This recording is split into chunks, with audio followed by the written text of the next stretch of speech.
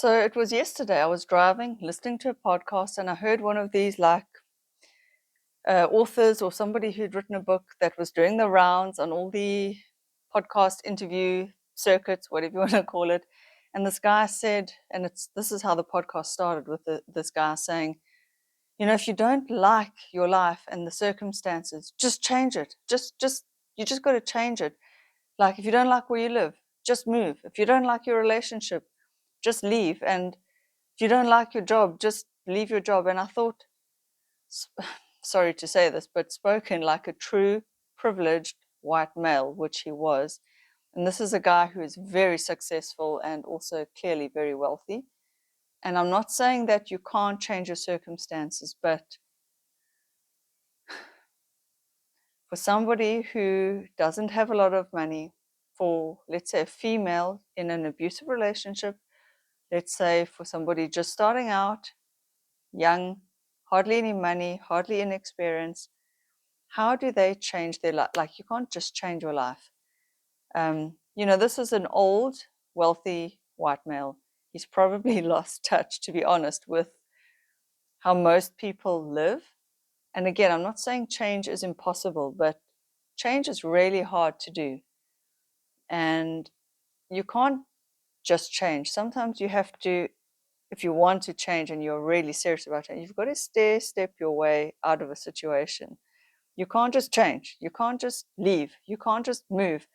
Like he says, oh, well, you don't like where you live. Just move to another location and you'll find like your whole life will be different. Yeah, great. But do you know how much freaking money it costs to move? Like if I were to just up and leave, how? I have a kid as well that's in school. I can't just move him. I can't just move if I wanted to. Not that I do really, but my child has a father and family here that I can't just rip him away. So it's not just move. You can't. And I mean, if you are in a relationship, let's say, there was a woman I knew that was being beaten black and blue by her husband. She was managing the business and the finances, but she was so terrified that even though she was running the finances and she could probably have squirreled away some savings or whatever, the fear and the threat to her life was real for her, that she couldn't just leave. And I get it. You can't just change sometimes. Not only is her mind imprisoned, but her body is at risk. What if he seriously hurt her? Her children with this man, what becomes of them? Does she leave them there? Does she put their lives in danger? Does she take them with? Does she rip their whole lives apart? And you think of things like this and you think sometimes advice just blurted out on these podcasts is not good advice and it's not always applicable.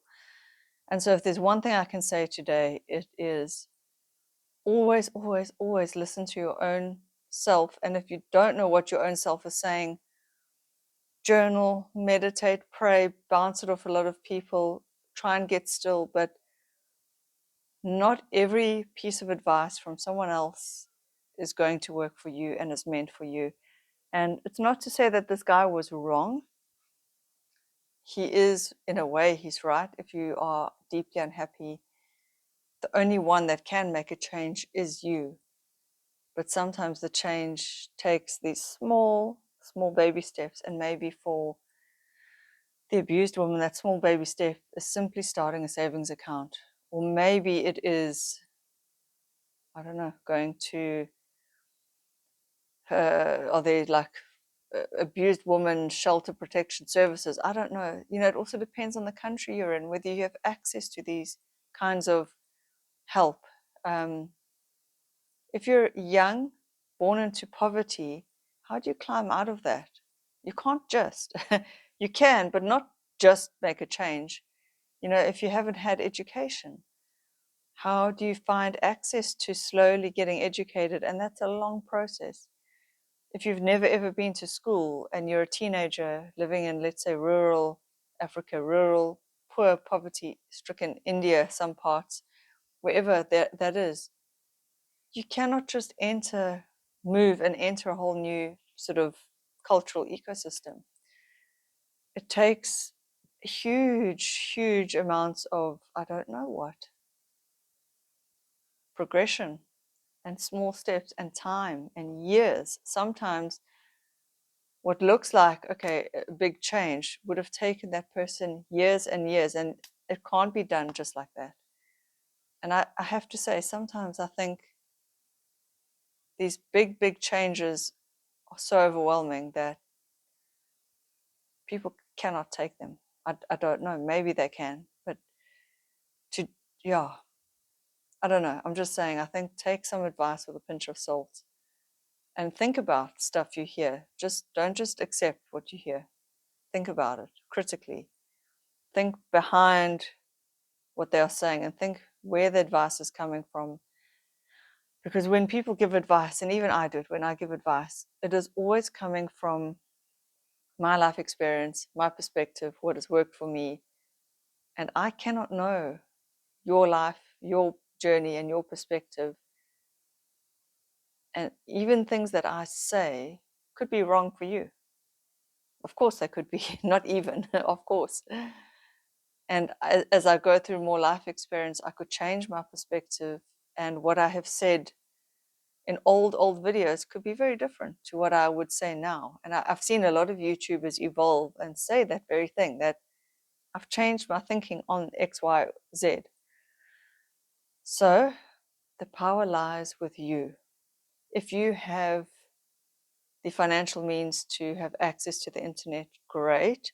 It opens up your mind and it opens up a whole world and door and a whole world of possibilities. And at least you're in somewhat of a better financial position. But let your mind be truly open and not just closed by these bits of advice. Really think deeply.